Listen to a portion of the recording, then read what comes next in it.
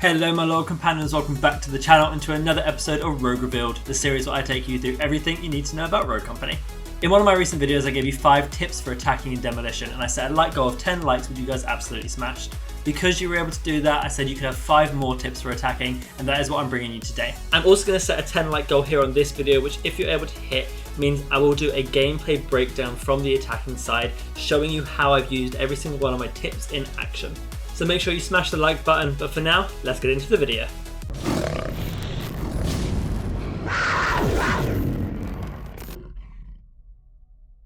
My first video focused a lot on positioning and movement, but what I wanted to do with these 5 tips is actually give you a little bit more info about attacking strategy. Kicking off, tip number 1 is going to be to breach quickly. Now the disadvantage of being on the attacking side is that you don't have the most defendable positions. You have to be the ones to put yourself a little bit at risk and the enemies can hold the third person peaks a lot better, wait for you to get in there and then they can kill you from there. So what you want to be doing is getting onto site as quickly as possible, holding down the location, planting your bomb as quickly as you can, and then you get to play the defense game. The other reason you want to be breaching quick is because as soon as you're spotted, as soon as the enemy know what side you're playing and go to, all of those who are defending the other sites will then come rotate to help them and then you're in a 4v4 scenario. Your biggest advantage as an attacking squad is the fact that you are a 4-man on a same plan and the defending team have to be spread across the multiple avenues on the map. When you're taking too long to breach the site, then the enemies can rotate in and start holding the position 4v4, which puts you just only at a disadvantage. So you want to be using anything to your advantage, such as different abilities, different gadgets, different weapons, to get onto site as quickly as possible and hold down the fort from there. Tip number 2 is going to be to not tunnel vision. There's 2 meanings to this one. The first one being not to tunnel vision only on one site. It's absolutely fine to commit to one site every single round if it's working for you.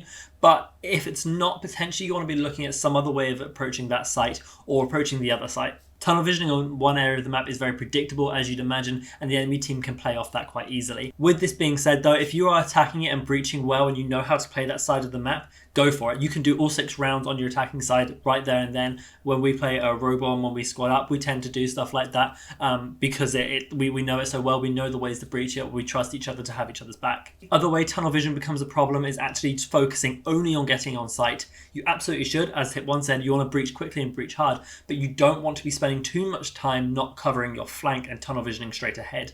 Or, as I see a lot of teams do, all trying to hit the same one person that's peeked their head at some point and not thinking about the other angles the enemy team might come from. Being aware of your surroundings in this game is really important, so make sure if your team are all facing one way and shooting down, you take the initiative and maybe think about covering the flank. There's no point in 4 of you shooting one person, having just 2 or 3 people doing that is absolutely fine, so you want to be trying to be effective in your own way. Speaking of being effective, tip number 3 is all about utility. Utility is more important on the attacking side than defending side, I think, for the simple reason that the enemy team can hold third-person points of view, they can hold angles, and they tend to have better advantages in those positions because they're on defense.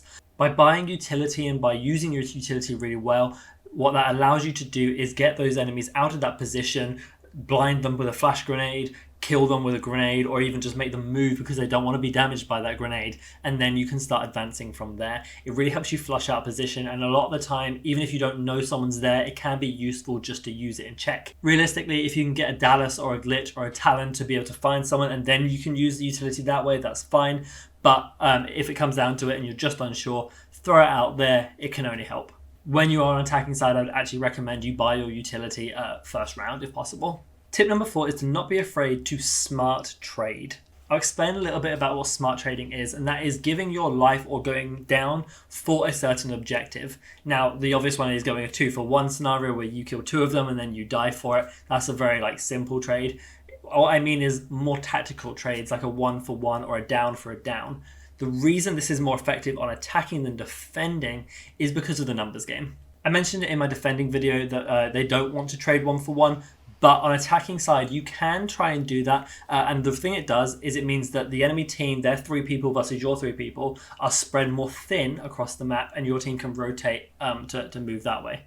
What it also means is if you go down for down, so that you don't kill each other, but you go down for down in some way, the enemy team has to move over to revive their teammate, opening up one certain flank. So it can be good. It does require a lot of communication, and I would only recommend it for teams who are on comms. In fact, to be honest, if you are a solo player and you're with other randoms, don't trust them to capitalize on an opportunity like that. Only really do this if you are on a team with people you know and trust, and you kind of understand how this mechanic would work. If this is an element of the game that you would like a bit more information on, do drop me a comment below to let me know if you would like a video on it, and I can do that for you. But ending with tip number 5 is to pick rogues that achieve the objectives I've talked about above. Now, most rogues are good no matter where they are, but there are some that I would say that you should try to avoid just because they don't offer a lot to achieve the objectives that are needed for attacking. The 3 that really pop to mind mostly are Trench for sure, Vi most of the time, there are certain exceptions, and Anvil most of the time, again certain exceptions, but if you take it as just a basic info, try and avoid those 3 on attacking side. Now what you want to do when you load into the game is think about what your team needs to achieve and which of these tips I've given you are going to be the most important, and how you could pick a rogue to make it happen. For example, if you see in your team that you need some sort of hard breach, pick Demon or Glitch. If you see that your team really is going to be people who rush onto site really quickly and maybe you need to be the one to knock tunnel vision and focus on your flank, play a Saint or a Ronin who can put some sort of thing down behind them to cover the flank. If you need someone with utility, think about what rogue has what you need most. Are you looking to flash someone? Are you looking to get people out with grenades? Do you want a quick detonation grenade like a Semtex? Do you need an EMP? Think about what is most effective there and pick a rogue accordingly. And when we're talking about this smart trading thing, well, maybe think, would a Saint be really useful? Because he makes smart trading so much easier because you go down for down, you can get an easy res off without putting yourself out of position. Smart trading, as one note on that, is not very good if the enemy team has a Saint. Again, I can go into that more in a video if you like. But what is important about tip number 5 is that you need to pick people that make sense for the comp you're trying to do and the objective that you want to achieve. So make sure you are thinking about it. And if you're unsure about what rogues do what, make sure you check out my channel and my guides, because I've got a guide on every single rogue. Okay then guys, that takes us to the end of the video, and I do hope you enjoyed. If you did, make sure you leave a like on the video and subscribe to the channel. You can also follow me on twitch.tv/raddargaming to see live game commentaries and guides. And if you are looking to play with me on stream, my Discord is linked down below. And come join that community, because that's where I will pick people from. And it's also just a great place to have a chat with different people who are part of my community. Other than that guys, I hope you have a fantastic day, and remember, be loyal, be brave, be relentless, and I'll see you in the next video.